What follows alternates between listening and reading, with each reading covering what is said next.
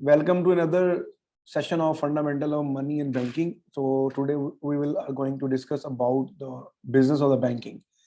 तो बैंकिंग क्या है, आज हम बात करने की कोशिश करेंगे कि what is bank, what is the banking, what are the role of the banking in society, in economy, और इस तरह की चीज़ें, या इन अदर वे में the application of the banking in real life और इन एनी इकोनॉमी. तो सबसे पहले जो हमारे पास जो स्टार्ट करेंगे कि बैंकिंग है क्या, देन वी विल डिस्कस कि इस बैंकिंग का इकोनॉमी के अंदर रोल क्या है, और उसके बाद फिर हम डिस्कस करेंगे कि बैंकिंग सिस्टम कैसे वर्क करता है. तो सबसे पहले हम डिस्कस करेंगे कि बैंक क्या है, और उसके बाद हम डिस्कस करेंगे कि बैंक का रोल इकोनॉमी में क्या है. उसके बाद हम डिस्कस करेंगे कि ये कैसे वर्क करता है. जो बैंक का सिंपल कॉन्सेप्ट ये है कि बैंक एक फाइनेंशियल इंटरमीडिएटरी है, या कि मिडल मैन है बिटवीन डिपॉजिटर एंड जो लैंडर के दरमियान एक थर्ड पार्टी है जो कि मैचिंग करती है लैंडर की और क्रेडिटर के साथ. और इसका रोल इकोनॉमी में क्या, वो हम डिस्कस डिटेल में करेंगे. इकोनॉमी क्या होती है? बेसिकली इकोनॉमी होती है कि आपकी एक साल में जितनी भी गुड्स एंड सर्विसेज हैं आप प्रोड्यूस करते हैं, और इसके अंदर स्पेसिफिक जियोग्राफिक रीजन के अंदर, यानी कि आप तमाम गुड्स एंड सर्विसेज प्रोडक्शन जो आपकी है उसको आप एक पर्टिकुलर रीजन के अंदर करते हैं, उसको आप बोलते हैं ये आपकी economy. Let's say Pakistan economy, Chinese economy, US economy. अब जब हम इसकी बात करते हैं तो यूएस इकोनॉमी का मतलब है कि यूएस का जो पर्टिकुलर रीजन है, जियोग्राफिकल रीजन है, उसका जो हदूद हरबा है, उसके अंदर जो यूएस है, और उस यूएस के अंदर पूरे एक साल में कितनी टोटल गुड्स और सर्विसेज प्रोड्यूस हुई है. तो वो बेसिकली आपका क्या है, इकोनॉमी. अब इसके बाद हम डिस्कस करेंगे कि बैंकिंग सिस्टम कैसे काम करता है. उसके डिफरेंट मोड्स हैं, डिफरेंट तरीके हैं, डिफरेंट उसकी वर्किंग है तो वो हम डिस्कस करने की कोशिश करेंगे. तो सबसे पहले हम उसके बाद लास्ट में हम देखेंगे कुछ अदर फाइनेंशियल इंस्टीट्यूशंस कौन कौन से हैं, उनको भी डिस्कस करेंगे. जैसे वर्ल्ड बैंक है, एशियन डेवलपमेंट बैंक है, IMF है, उसके अलावा जो एग्रीकल्चर डेवलपमेंट बैंक है, ज़राअत तरक्याती बैंक है, इंडस्ट्रियल बैंक्स हैं, या डिफरेंट अदर जो फाइनेंशियल इंस्टीट्यूशंस हैं जो कि पार्टिसिपेट कर रहे हैं इकोनॉमी के अंदर. तो let's start with the banking.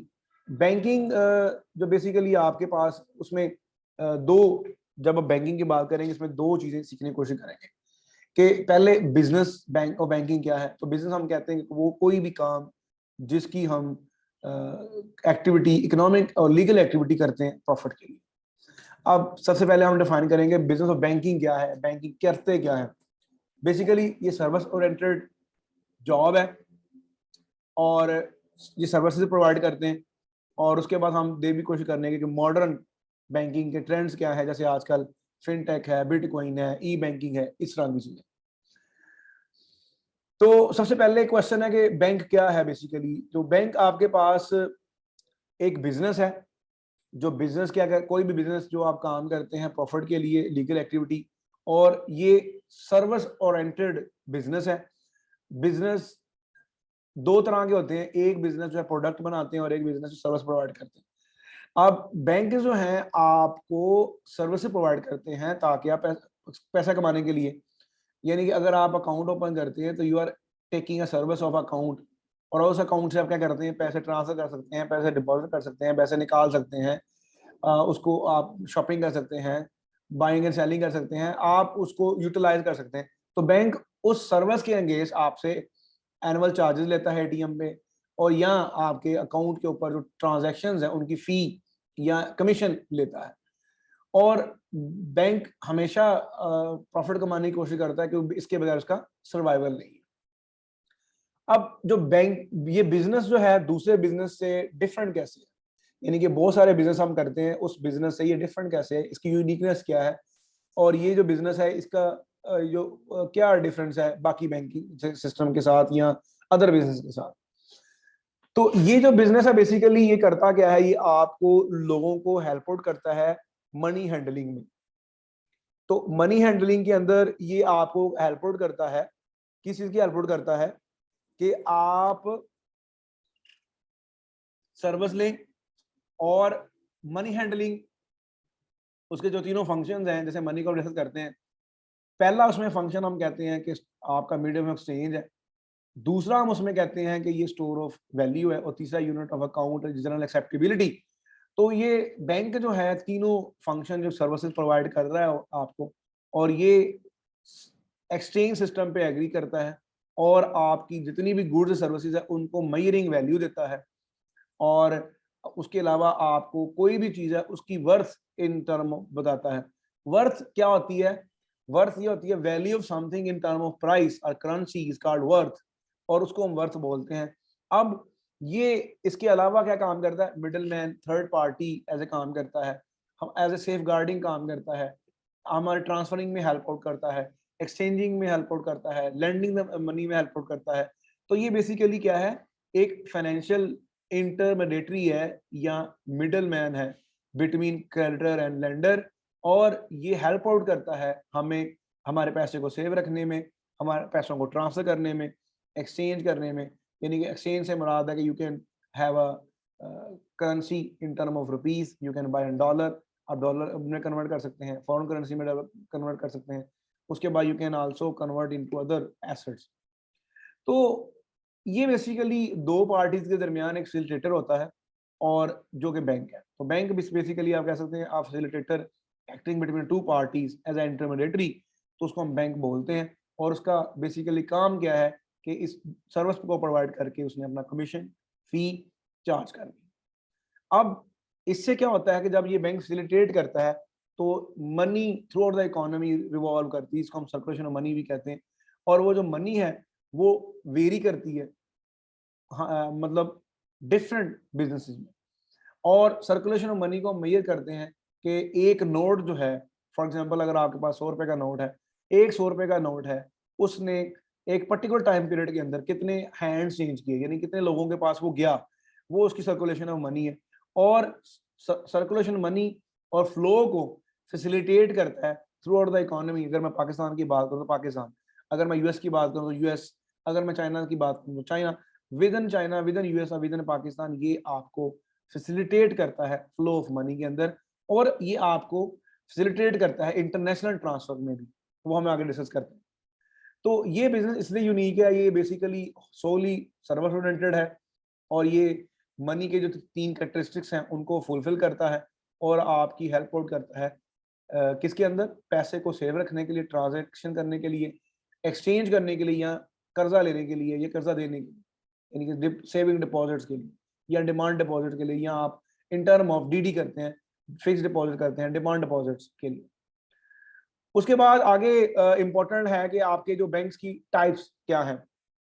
तो बैंक को हमने डिस्कस कर लिया कि एक बैंक क्या है, ये बेसिकली दो लोगों के दरमियान एक third party value as a facilitator है, यानी कि जो एक बंदे से पैसे लेता है, दूसरे बंदे को पैसे लोन देता है, इससे इसको कम इंटरेस्ट रेट पे देता है, और लोन को ज़्यादा इंटरेस्ट रेट देता है, और दोनों का जो डिफरेंशियल है उस पर प्रॉफिट चार्ज करता है। और यहाँ अगर सर्विस प्रोवाइड कर रहा है, लोन प्रोवाइड कर रहा है, एटीएम प्रोवाइड कर रहा है, कोई भी सर्विस प्रोवाइड कर रहा है, तो he is getting something in the return of his financial service. तो ये तो आपका हो गया कि इसमें बैंक क्या है। अब हम नेक्स्ट बात करेंगे कि बैंक की टाइप्स क्या है। तो बैंक कमर्शियल बैंक है, रिटेलिंग बैंक है, सेंट्रल बैंक है। तो कमर्शियल बैंक जितने भी आपकी यूटिलिटीज या डेली यूज की जितनी भी ज़रूरियात हैं उनको डील करता है। रिटेलिंग बैंकिंग भी इसी तरीके से जो आपकी प्रोडक्शन मैन्युफैक्चरिंग इसके साथ डील करता है। और सेंट्रल बैंक या state bank of Pakistan, central reserve bank of India, central bank of United state, तो ये जो बैंक होते हैं वो सारे बैंक्स को कंट्रोल, या बैंक ऑफ बैंक्स होता है, बैंक कंट्रोल्स करते हैं। जैसे हमारे पाकिस्तान में सेंट्रल बैंक ऑफ, जो स्टेट बैंक ऑफ पाकिस्तान है, इंडिया के अंदर रिजर्व बैंक ऑफ इंडिया है। तो ये बेसिकली पॉलिसी डिवाइस करता है, पॉलिसी डिवाइस करता है इंटरेस्ट रेट की कितना होगा, मनी सप्लाई कितना होगा, नोट कितने छापने हैं, कितने प्रिंटिंग मनी करनी है, मनी सप्लाई को कितना कंट्रोल करना है, इंटरेस्ट रेट कितना होना चाहिए। तो इस तरह की चीजें या इकोनॉमी के अंदर जो decision regarding the monetary policy है वो ये लेता है सेंट्रल बैंक, और इसके दो टूल्स होते हैं, interest rate and money supply. और ये दोनों टूल्स के जरिए इकोनॉमी को कंट्रोल करता है और स्टेबल करने की कोशिश करता है। तो ये तो हो गया। अब लेट्स स्टार्ट करते हैं डिटेल के अंदर कमर्शियल बैंक क्या है बेसिकली। तो बैंकिंग जो टुडे आजकल हम ट्रेडिशनल बैंकिंग वही है कि जो आप मूवमेंट करते हैं, और उसके अंदर आप ये फास्ट मूविंग है, ये आपका 24 आवर्स है। जैसे अगर आप आज अगर मनी ट्रांसफर करना चाहते हैं, you don't need to go the bank, open your account on your website and you can transfer money. तो आप उसको ट्रांसफर कर सकते हैं। उसके अलावा मोबाइल एप्लीकेशन के जरिए, क्यूआर कोड के जरिए आप ट्रांसफर कर सकते हैं। और ये फास्ट मूविंग है, अराउंड द क्लॉक 24 आवर आप कर सकते हैं। किसी की दुनिया में इंटरनेशनली अगर आपका करेंसी अकाउंट है तो आप ट्रांसफर कर सकते हैं, पेमेंट रिसीव कर सकते हैं। इस तरह जैसे पेपाल है, पायनियर है, वाइज है।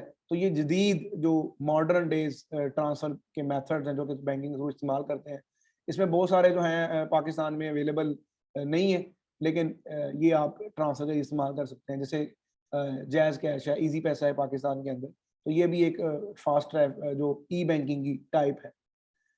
तो इसलिए करते हैं इसमें। नेक्स्ट जो टॉपिक इसमें मर्जर है। मर्जर से मुराद क्या है? जब दो छोटे बैंक मिलकर एक बड़ा बैंक बन जाता है, या एक बड़ा बैंक जो है वो छोटे बैंक को मर्ज करके जामगा लेते हैं। तो इसमें बेसिकली क्या होता है, जो छोटा बैंक है उसको पैसों की जरूरत है, लोन पेमेंट करने की जरूरत है, या उसको एक्सपेंड कर वेंचर कैपिटल की जरूरत है। उसको कंप्लीट करने के लिए वो क्या करेगा, उसको कंप्लीट करने के लिए। और मर्जर जो है बेसिकली इसमें साइज ऑफ एक बैंक का इंक्रीज करते हैं, और इसमें मोर रिसोर्सेज जो हैं वो प्रोवाइड किए जाते हैं। तो ये बेसिकली मर्जर का जो कॉन्सेप्ट है।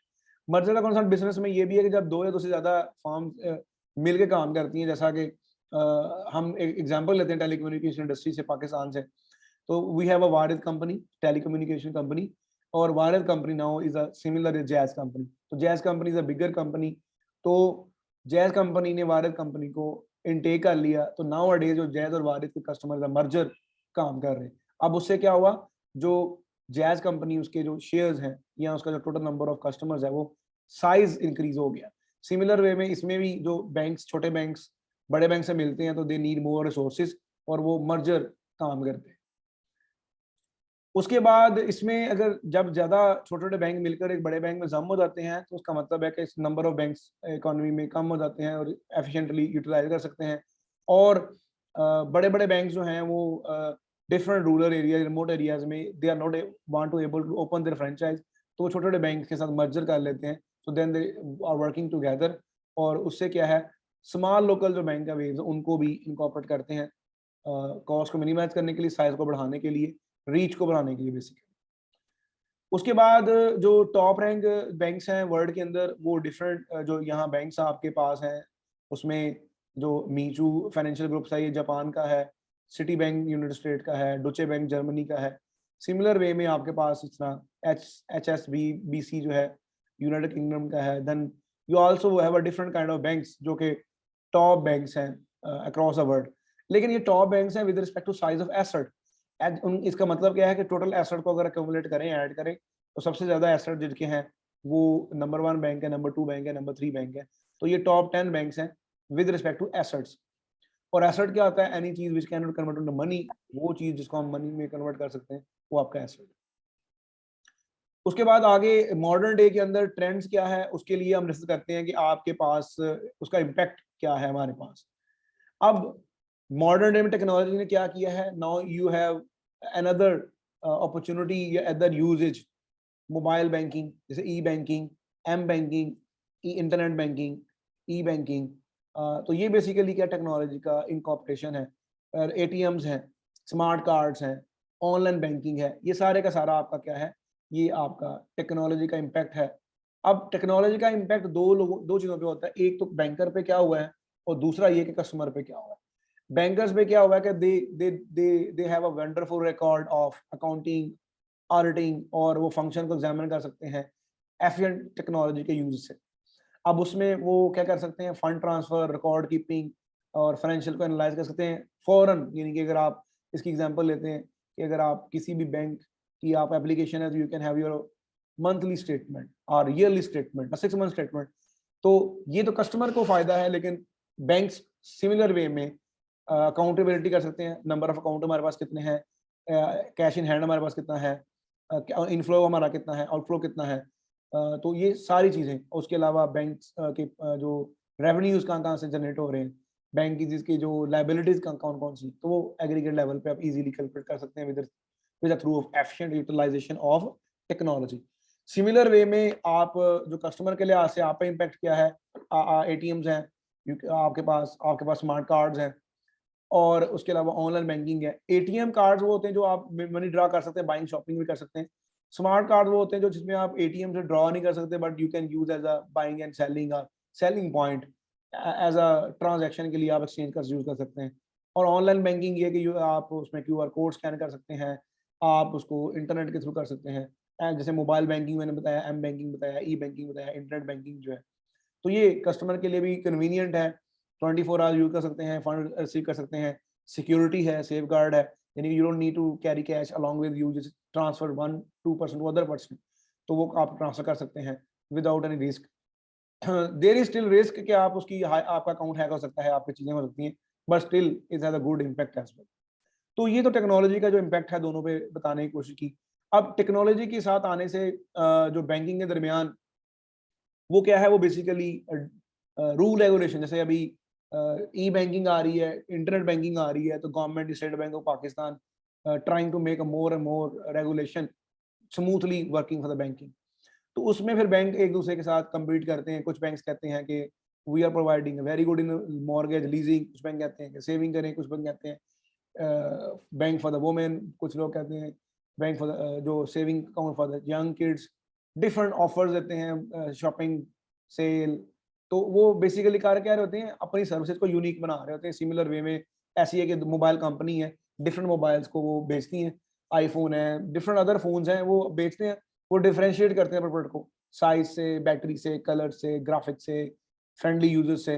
तो डिफरेंट कैरेक्टरिस्टिक्स देते हैं ताकि आप मोबाइल को डिफरेंशिएट करें और अपना मार्केट शेयर हासिल करें। बैंक जो हैं वो भी डिफरेंशिएट करते हैं सर्विसेज को।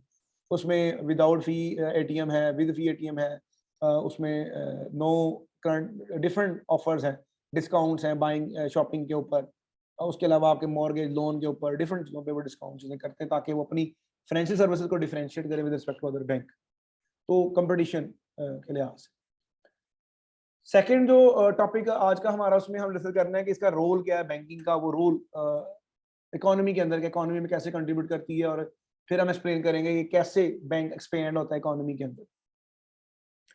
तो सबसे पहले हमें समझने की जरूरत है कि बैंक एंड इकोनॉमिक्स बेसिकली है क्या। तो बैंक जो बताया कि एक मिडल इंटरमीडिएटरी गुड है क्रेडिटर के दरमियान, और इकोनॉमिक्स हम इसकी डिफरेंट डेफिनेशंस हैं, जिसको हम कहते हैं कि इज नॉलेज ऑफ वेल्थ है, इसको हम कहते हैं इज नॉलेज ऑफ प्रोडक्शन है, इसको हम कहते हैं डिफरेंट इसकी डेफिनेशन है। जो रॉबर्ट्स की डेफिनेशन हम कहते हैं कि आप अपनी लामहदूद ख्वाहिशात को अपने महदूद रिसोर्सेज से कंप्लीट करते हैं, जैसे इकोनॉमिक्स। अब सिमिलर वे में यहाँ पे इकोनॉमिक्स से मुराद इकोनॉमी, और इकोनॉमी बेसिकली क्या है कि आपका मीडियम एक्सचेंज हो रहा है चीज़ों का, और मॉडर्न इकोनॉमी के अंदर बेसिस हो रही है, डिजिटल एरा के अंदर ई बैंकिंग, एम बैंकिंग हो रही है कि नहीं हो रही, और उसके अलावा डिफरेंट सर्विसेज को परफॉर्म करने के लिए कौन कौन से स्टेप्स या फंक्शन इकोनॉमी के अंदर रिक्वायर्ड है। तो ये बेसिकली है।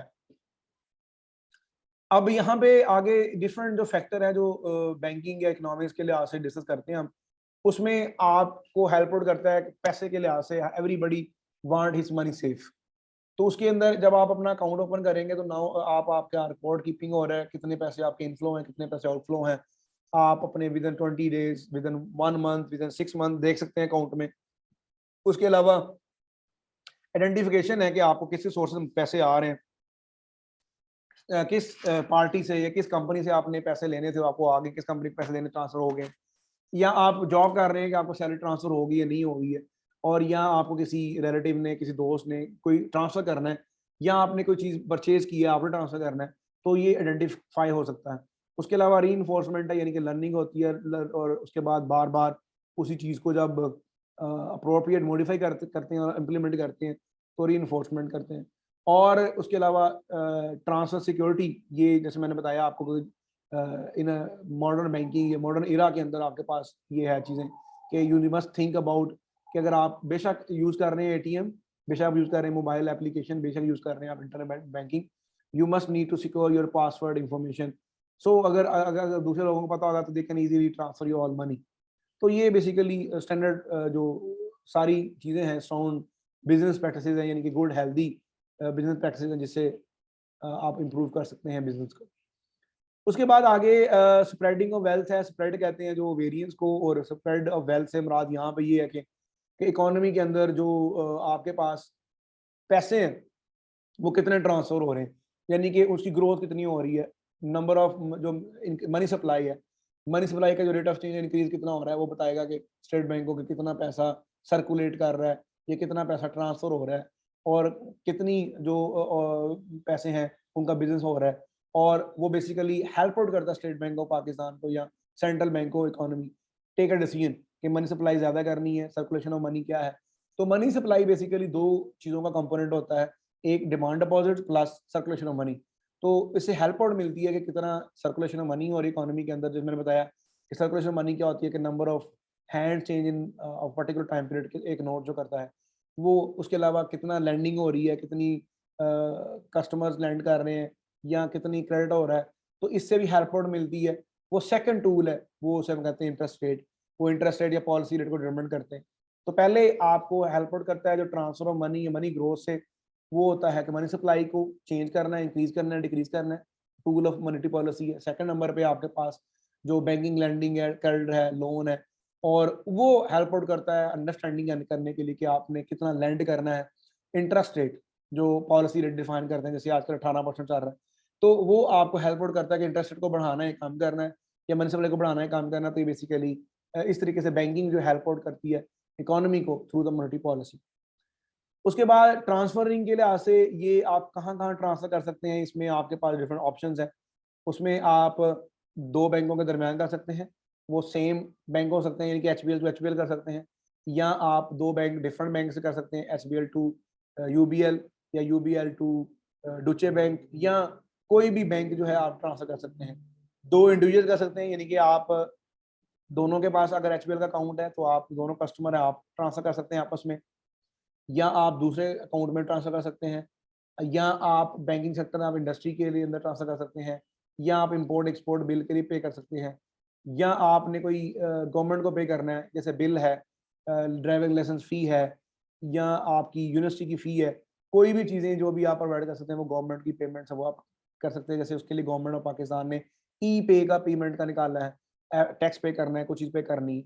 और उसके अलावा जो बैंक हेल्प आउट करते हैं एक जो गवर्नमेंट से दूसरे गवर्नमेंट के लिहाज से भी, यानी कि पाकिस्तान ने अगर लोन लेना है चाइना से, या पाकिस्तान ने लोन देना है अफ्रीका को, तो वो जो ट्रांसफर ऑफ मनी वो बिटवीन द गवर्नमेंट भी हो सकती है। तो ये ट्रांसफर ही इसलिए हेल्प आउट करता है इकोनॉमी को, बैंकिंग सेक्टर। उसके बाद आगे आता है लैंडिंग। लैंडिंग ये भी सिमिलर है कि आप लोन कैसे ले सकते हैं। बैंक से लोन आप ले सकते हैं, कि इंडिविजुअल ले सकता है क्रेडिट कार्ड के जरिए, जैसे आजकल लोग लेते हैं, कार्ड लेते हैं, मनी यूज करते हैं और at the end of the month they pay the bill. Home loan ले सकते हैं, मॉर्गेज ले सकते हैं, गाड़ियाँ ऑटोमोबाइल लोन ले सकते हैं, लीजिंग पे ले सकते हैं।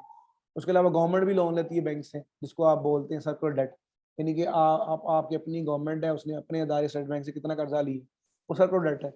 उसके अलावा बिजनेस के लिए भी आप लैंडिंग कर सकते हैं। उसके बाद आगे ये सारी डिपेंड करती है क्रेडिट वर्दीनेस। क्रेडिट वर्दीनेस क्या होता है बेसिकली, ये एक बैंक का फंक्शन है, वो भी लार्जली इफेक्ट करता है। क्रेडिट वर्दीनेस देखते हैं कि आप एज ए कस्टमर हैं और आप कितनी जल्दी अपना लोन वापस करते हैं, कितना आपने लोन लिया और वापस आप कर रहे हैं। और ये जो फंक्शन है बेसिकली हेल्प आउट करता है इकोनॉमी में एज ए लार्ज, कि आपके पास जो कौन कौन सी सर्विसेज हैं और आपने इसको कैसे रेगुलेट करना है।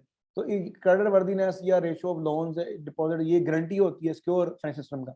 यानी कि अगर आपके इकोनॉमी के अंदर मोस्टली लोग लोन को वापस कर देते हैं, इसका मतलब है कि आपका इकोनॉमी जो क्रेडिट वर्दीनेस है, और बेसिकली ये सिक्योर फाइनेंशियल एनवायरनमेंट है। जो सिक्योर फाइनेंशियल एनवायरनमेंट है, इसका मतलब है कि यहाँ पे लोग कर्जा लेते हैं, वापस करते हैं और इकोनॉमी ग्रो कर रही है, और they have a more credit.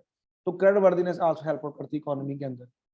उसके बाद आपके पास जो नेक्स्ट गारंटी ऑफ मनी, ये भी बैंक्स प्रोवाइड करते हैं, कि आपके पास जो फेडरल गवर्नमेंट है वो प्रोवाइड करती है, क्योंकि वो हर बैंक का रिजर्व रखती है, वो रूल रेगुलेशन में इम्प्लीमेंटेशन करती है, और वो बैंकिंग सिस्टम को मेक श्योर करती है कि एडिक्वेट है, अप्रोप्रिएट है, ट्रस्ट वर्दीनेस है, यानी कि काफ़ी है, सूटेबल चल रहा है और ट्रस्ट है लोगों का, यानी कि उसके ऊपर। और वो इम्प्लीमेंट कराती है monetary policy, exchange of fund और बाकी पॉलिसीज़ को। उसके अलावा जो करेंसीज के लिहाज से है, जैसे डॉलर या अदर फॉरेक्स के लिहाज से, वो सारा कुछ डिस्कस करते हैं। तो ये तो था कि इसमें चीज़ें क्या, अब ये सारा कुछ जो बेसिकली करते हैं, तो ये एक इकोनॉमी के लिए सिस्टम जो है, सब्सटेंस है, काफ़ी है। और ये साइकोलॉजिकल ऑर्डर जो आपका great part of economic system है, जो फाइनेंशियल सिस्टम के कंपोनेंट है उसका ये पार्ट है। और जो फाइनेंशियल सिस्टम है, और इसके बगैर आप ये अफेक्ट करता है आपकी लाइफ को और आप कैलकुलेट कर सकते हैं। उसके बाद लास्ट में हमने देखना है कि ये जो बैंक सिस्टम है कैसे वर्क करता है और कौन कौन सर्विसेज प्रोवाइड कर सकते हैं, क्या क्या चीज़ें हैं, या बैंकिंग सिस्टम कैसे वर्क करता है, कैसे काम करता है। उसमें सबसे पहले आप देखेंगे मनी एट वर्क है, ये बेसिकली आपको डिफरेंट चीज़ें प्रोवाइड करते हैं। जैसे लास्ट में मैंने बताया कि आप प्रॉफिट को अर्न कर सकते हैं, बैंक डिफरेंट तरीकों से अर्न करता है, इंटरेस्ट रेट से अर्न करता है, लोन रिपेमेंट से अर्न करता है, लैंड करके अर्न करता है, डिफरेंट एटीएम कार्ड प्रोवाइड करके अर्न करता है, डिमांड डिपॉजिट करके अर्न कर सकता है, फी टोकन वाउचर सबमिट करके अर्न कर सकता है। तो डिफरेंट उसके जो रिसोर्सेज हैं उसे अर्न करता है। स्प्रेड ये मैंने जैसे बताया को यहाँ पे स्प्रेड से मुराद है कि इंटरनेट स्प्रेड है कि नेट इंटरेस्टेड इनकम कितनी है, यानी कि बैंक ने जो इंटरेस्ट पेमेंट है वो कितनी रिसीव की है और कितनी उसने दी है। यानी कि अगर आप पैसे सबमिट करेंगे तो आपको बैंक इंटरेस्टेड देगा और जो लोन बैंक किसी को देगा वहां से इंटरेस्टेड लेगा, तो उन दोनों का कितना रेट ऑफ चेंज है, यानी कि इनफ्लो जो आप पेमेंट्स इंटरेस्टेड पेमेंट है माइनस जो आउटफ्लो जो देना है वो क्या है, इन दोनों के जो अंदर में जो डिफरेंस है वो बेसिकली स्प्रेड है, या इसी को हम नेट इंटरेस्ट इनकम भी बोलते हैं। यानी कि इंटरेस्ट रेट से उन्होंने कितना कमा है, यानी कि लोन लिया, लोन लेने के बाद उसको हायर इंटरेस्ट रेट पे दिया, और अगर वो हायर इंटरेस्ट रेट पे दिएंगे तो डिफरेंस, यानी कि अगर आपने 5% पे लोन लिया, किससे, आपने कस्टमर ने डिपॉजिट किया, आपने 5% देना है उसको 1 साल के बाद, और आगे आपने 7% पे दे दिया, इसका मतलब है इंटरनेट जो स्प्रेड या नेट इनकम आपकी 2% है, 7 माइनस 5। उसके बाद आपके पास ये रेवेन्यू इनकम है बैंक का, और प्रॉफिट वो होता है जो हमेशा तमाम कॉस्ट को पे करने के बाद आपको अवेलेबल है। यानी कि आपने इंटरेस्टेड पेमेंट से 2% कमा लिया, उसके बाद आपने 0.5% या 1% सैलरी बाकी चीज़ें प्रोवाइड की, तो 1% आपका प्रॉफिट। उसके बाद अदर फंड्स हैं जो कि बैंक से सोर्स ऑफ इनकम है, जैसे मैंने बताया एटीएम्स बताया, सेव डिपॉजिट, या आपको स्टोर देते हैं, या आप उसमें कोई अपना बॉक्स रखते हैं, या लॉकर इसे बोलते हैं, लॉकर रख लेते हैं। तो उसके अलावा अकाउंट मेंटेनेंस चार्ज लेते हैं, एनुअली आपको एटीएम के फीस बिल लेते हैं, और इस तरह की चीज़ें जो हैं वो उनके अदर फंड्स जो हैं उनको मिलते हैं। उसके बाद आपके पास जो एसेट एंड लायबिलिटीज़ है, एसेट हर वो चीज़ है जो कि वैल्यू रखती है, और फाइनेंशियल टर्म में हम कहते हैं मनी कहते हैं, या हम कहते हैं हर वो चीज़ को हम पैसे में कन्वर्ट कर सकते हैं, asset.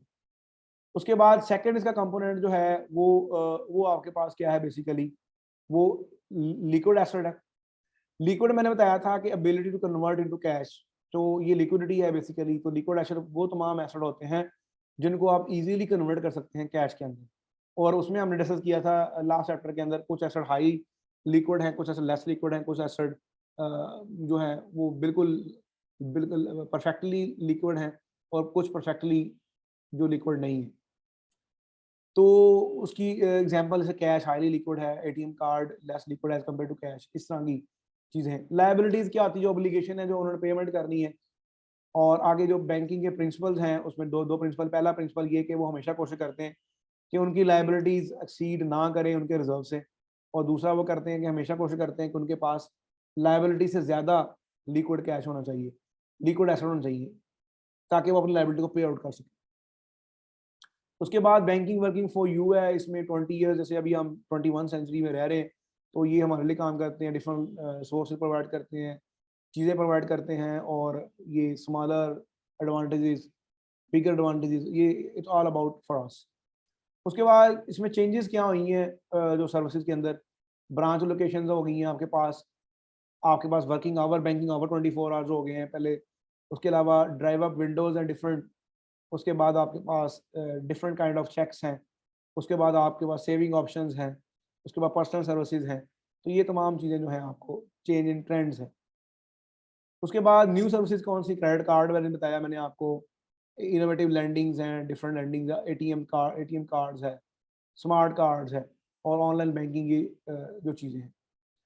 Lastly we will need to discuss about the other financial institutions, कौन कौन से उसमें हैं जो बाकी भी हैं बैंक के अलावा, या डिपॉजिटरी जहाँ पैसे डिपॉजिट किए जाते हैं।